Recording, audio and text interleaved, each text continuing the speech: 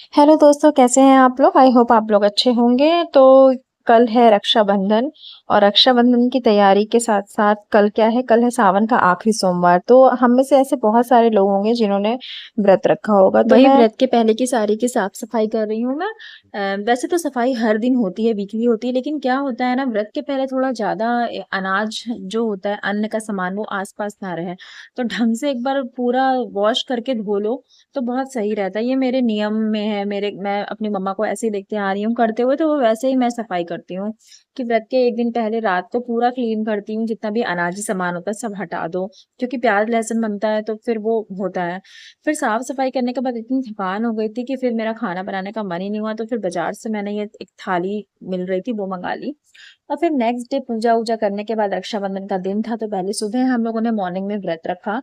अ, और शाम को जैसे होता नहीं है व्रत तोड़ करके खाना खाते हैं आप, तो खाने में वही हम लोगों ने जो रक्षाबंधन के दिन पकवान अच्छा खाना बनाने का मन था, कढ़ाई चढ़ती है हमारे यहाँ, पूड़ियाँ वगैरह ही बनेंगी, कंपलसरी है कि पूड़ी ही बननी है।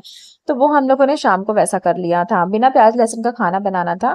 तो मॉर्निंग में सिर्फ क्या किया कि चाय के साथ हम लोगों ने थोड़ा सा पहले हल्का सा मखाने और मूंगफली ले लिए, और दोपहर में जब हल्की सी भूख लगी तो मैं कूटू की पकौड़ी बनाती हूँ, वो बताई है। वो मैंने इसमें अभी व्लॉग में कवर नहीं करा है, पर कभी करूँगी, अभी कभी व्रत पड़ेगा तो उस चीज़ को। तो वो बनाती हूँ मैं, मुझे बहुत पसंद है, वो भी मैंने अपनी मम्मा से सीखी है बनाना। वो बहुत ही अच्छी टेस्टी पकौड़ियाँ बनती हैं, आप चटनी के साथ या दही के साथ खाइए, मज़ा आ जाता है खा कर के। तो अभी ऐसा होता है ना, रक्षाबंधन में क्या होता है, आप लोग के यहाँ भी बहुत सारे गेस्ट आते होंगे, आप भी बहुत सारी जगह जाते होंगे। हम लोग भी ऐसे ही करते थे पहले, जब हम लोग अपने होम टाउन में रहते थे। तो वहाँ पर क्या होता था, हमारी ना फैमिली बहुत बड़ी है, और हमारी फैमिली भी बड़ी, तो घर पे ही इतनी ज़्यादा गैदरिंग होती है, और उसके बाद फिर हम लोग अपने मामा लोगों के यहाँ भी जाते हैं, और मैं अपने मायके भी जाती थी वहाँ पर ऐसे, अपने मामा लोगों के साइड में, मेरे हस्बैंड के मामा लोगों के साइड भी। तो ऐसे पूरा दिन इतना ज़्यादा अच्छे से निकल जाता था, आप सबके बीच में हैं, खूब हँसी-गुल्ला हो रहा है, आप मस्ती कर रहे हैं। पर अभी क्या है, थोड़ा-सा यहाँ पे अकेला फ़ील होता है, क्योंकि अभी इतनी गैदरिंग नहीं हो पा रही है। जॉब करते हैं ना जब आप, तो आपको छुट्टी आपके हिसाब से नहीं मिलती है, आपको ना अपने कंपनी के हिसाब से चलना ही पड़ता है।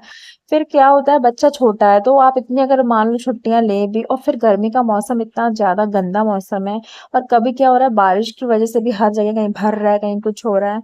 तो फिर क्या होता है कि लिया ही नहीं, कि छोड़ो रहने दो, फिर क्या करेंगे ना। तो फिर ऐसा करके ना हम लोगों ने घर पे ही करा, सब लोगों ने राखी भेजी। हम मतलब मेरे जो हस्बैंड की फैमिली है वो बहुत बड़ी है, तो मेरी ना ऐसे ससुराल में 4 सिस्टर इन लॉ हैं, तो चारों मुझे राखी भेजती हैं, ठीक है। तो वो राखियाँ देखने का जो क्रेज़ होता है ना, वो इतना इतना ज़्यादा होता है, क्योंकि वो ये जो एक ये दिन होता है ना, ये इतना नंद भाभी के बीच में प्यार का दिन होता है। भाई को तो वो प्यार करती ही करती हैं, भाई वो तो हमेशा करती हैं, पर वो जो नंद के लिए भी, जो नंद भेजती है ना भाभी के लिए सुंदर सुंदर राखियाँ, लुम्बे, हमारे यहाँ लुम्बे कहते हैं, आपके यहाँ क्या कहते हैं मुझे नहीं पता, बताइएगा ज़रूर। और वो जो होती है ना राखियाँ, वो इतनी खूबसूरत होती हैं, वो मैं अभी दिखाऊंगी भी। तो वो लोग भेजती हैं, तो वो हम लोग बहुत, मुझे वेट रहता है बांधने का कि कब बांधना है, कब बांधना है। तो बस मैं अभी क्या हुआ, इस बार राखी में ना कुछ वो लग गया था, कुछ पद्रा एंड ऑल लग गया था। हमारे यहाँ माना जाता है थोड़ा कि राखी का टाइमिंग क्या था, 1:30 के बाद बांधनी थी राखी।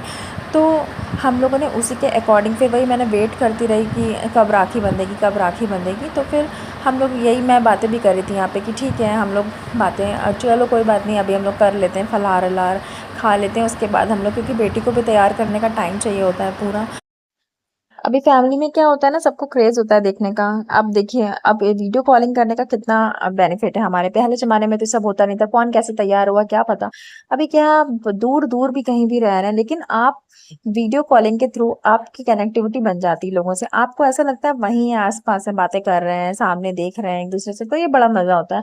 तो भी ना, आप अकेले भी रह रहे हो तो भी तैयार व्यार होने का क्रेज आता है ना, कि भाई सामने अभी हम फोन मिलाएंगे तो वो लोग हमें देखेंगे, हम उन्हें देखेंगे कि कैसे चल रहा है।